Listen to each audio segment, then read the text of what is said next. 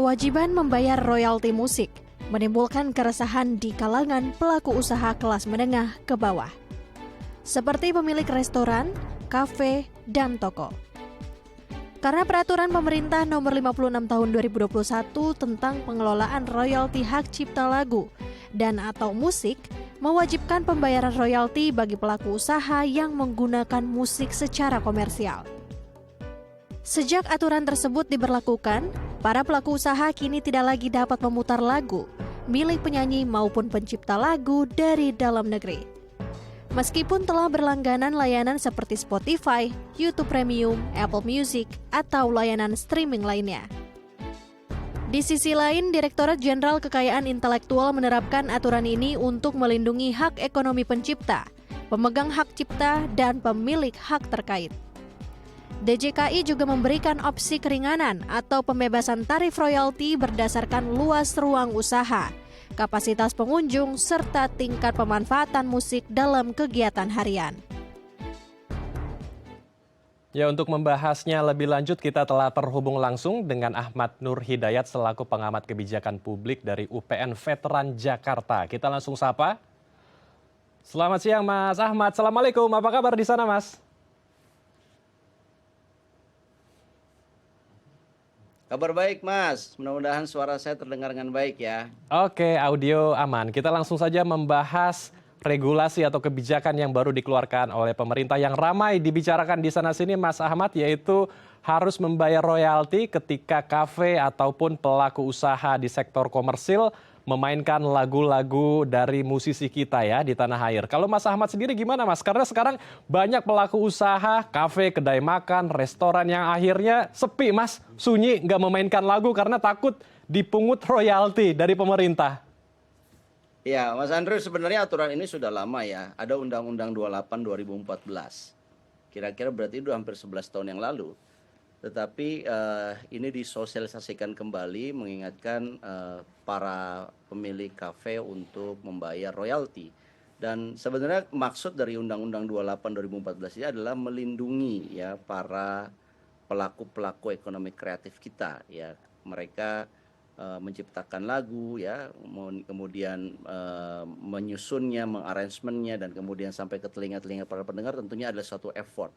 Dan saya kira ini kalau kita bicara secara ekonomi ini akan memicu kreativitas yang lebih meningkat lagi karena para musisi, para artis ya mereka punya kesempatan untuk mengembangkan talent dan kreativitasnya lebih dalam lagi karena dihargai oleh masyarakat begitu. Tetapi persoalannya adalah sekarang ini ya masyarakat terkaget-kaget dengan sosialisasi yang terbaru ini ya. Dia katakan bahwa kafe wajib membayarkannya, sementara ini sebelumnya kan tidak ada law enforcement, tidak ada penegakan hukum sebagaimana yang disosialisasikan saat ini.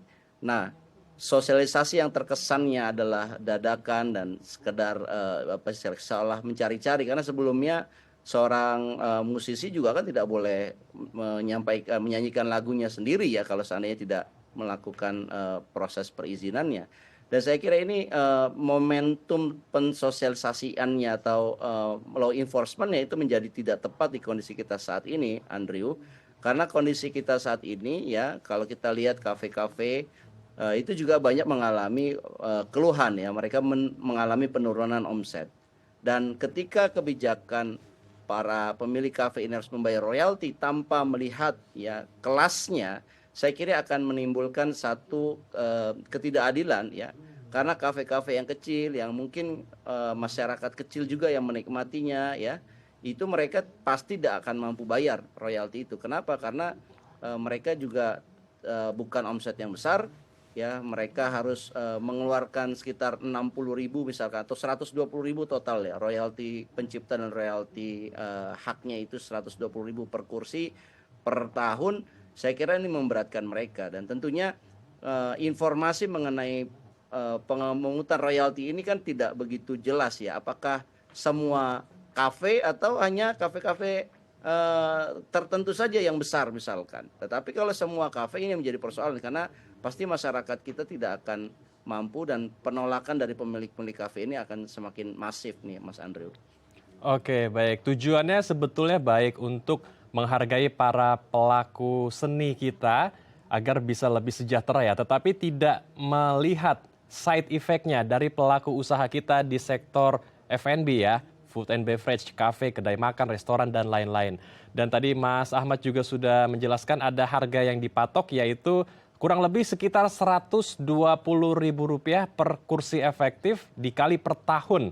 Nah ini bagaimana Mas Ahmad melihat, apakah juga seperti yang Mas Ahmad bilang seharusnya pemerintah juga harus detail lagi, melakukan screening lagi lebih dalam, mana-mana saja yang seharusnya dikenakan oleh royalti ini dan mana saja yang tidak, agar pelaku usaha yang di kelas bawah seperti kedai-kedai yang mungkin di pinggir jalan yang menu makannya mungkin hanya 15.000 sampai 20.000 rate-nya ini tidak terkena, karena kalau mereka dikenakan pajak royalti juga atau harus membayar royalti, mereka ya pasti akan gulung tikar, Mas. Iya, saya kira ada 4 isu ya dalam isu royalti lagu di kafe ini. Yang pertama adalah ketiadaan skala usaha. Jadi informasi mengenai skala usaha ini penting. Pelaku UMKM misalkan, ya mereka itu kan orang kecil, ya kehidupannya sehari-hari ditopang oleh kehidupan kafenya itu. Ketika mereka dibebankan dengan adanya tambahan biaya, ya, dan kelihatannya mereka nggak mampu, ya mereka bisa menggulung tikar usaha mereka, dan ini akan menjadi beban pemerintah berikutnya, yaitu menjadi pengangguran, PHK, tidak punya penghasilan dan sebagainya. Saya kira ini menjadi beban berikutnya. Jadi kita harus cermat ya bahwa royalti lagu ini harusnya dibedakan skala usahanya. Tarifnya pun tidak seperti yang sesuai dengan dikatakan dipukul rata 60.000 per kursi, 120.000 per kursi untuk semua kafe tanpa melihat ini UMKM atau bukan. Saya kira ini satu tindakan yang gegabah. Yang kedua, saya kira kalau seandainya implementasi dari royalti ini tidak disertai dengan apa yang disebut dengan wisdom atau diskresi kebijakan, maka ini akan mematikan kafe yang ada di Indonesia ya. Dan saya kira akan menimbulkan nanti kafe-kafe yang tidak, katakanlah dia tidak mampu bayar, kemudian kafenya sunyi, tidak ada musik apapun. Apa yang terjadi? Para pelanggan atau tamunya ini kan akan lari. Dan apa yang kemudian dampak berikutnya? Kafe-kafe ini akan tutup.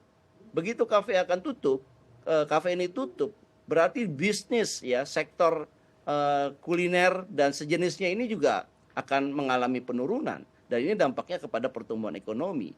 Jadi musik ya di berbagai tempat khususnya kafe ya, itu akan menjadi satu identitas dan juga suasana yang kalau seandainya tidak ada musik ya, tentunya kafe ini tidak punya nilai jual atau nilai value begitu yang ditawarkan kepada para tamunya atau pelanggannya.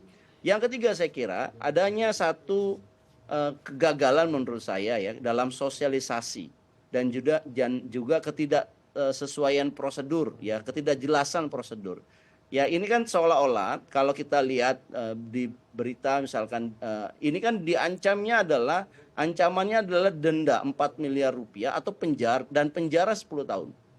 Jadi ini sanksi pidana berat. Padahal untuk sejenis royalti ya seharusnya itu dikenakanlah yang disebut dengan pembinaan atau disebut dengan denda administratif lah misalkan. Kalau ini kan ada kurungan badan ya, saya kira ini menjadi satu ketakutan ya, seperti ancaman. Warga negara kita ini diancam begitu Mas Andrew oleh negara untuk membayar.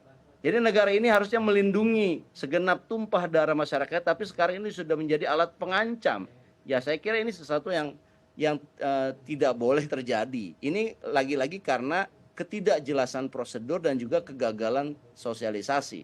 Dan saya kira terakhir yang keempat mengenai sanksi tadi, saya kira kita perlu memikirkan bahwa sanksi yang diterapkan ini seharusnya tidak sanksi yang sebutnya pidana sampai 10 tahun penjara begitu ya.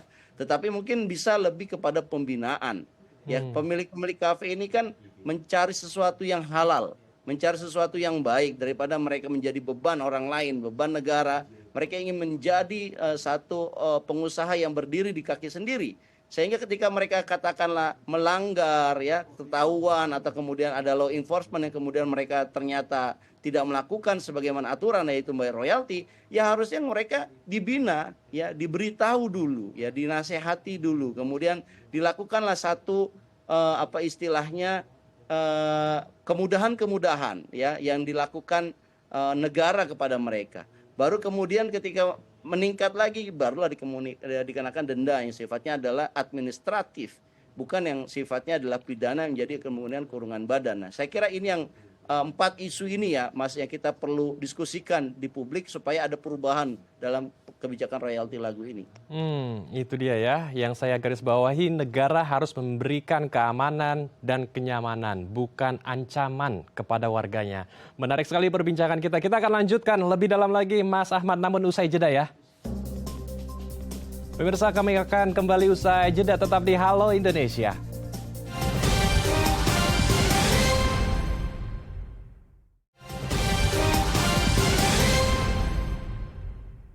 Terima kasih pemirsa, Anda masih bersama kami di Halo Indonesia. Kita akan lanjutkan diskusi kita bersama dengan Ahmad Nur Hidayat selaku pengamat kebijakan publik dari UPN Veteran Jakarta.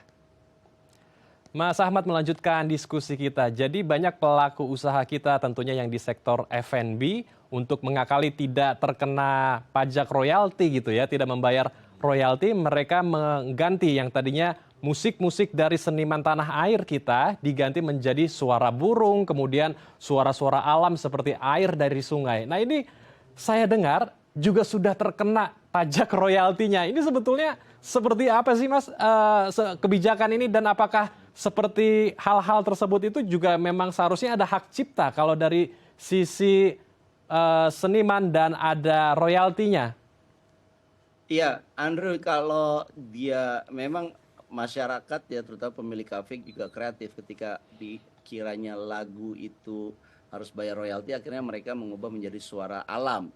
Katakanlah kicauan burung, suara air yang gemercik. Tetapi ternyata aturan suara alam itu ternyata juga harus bayar royaltinya juga.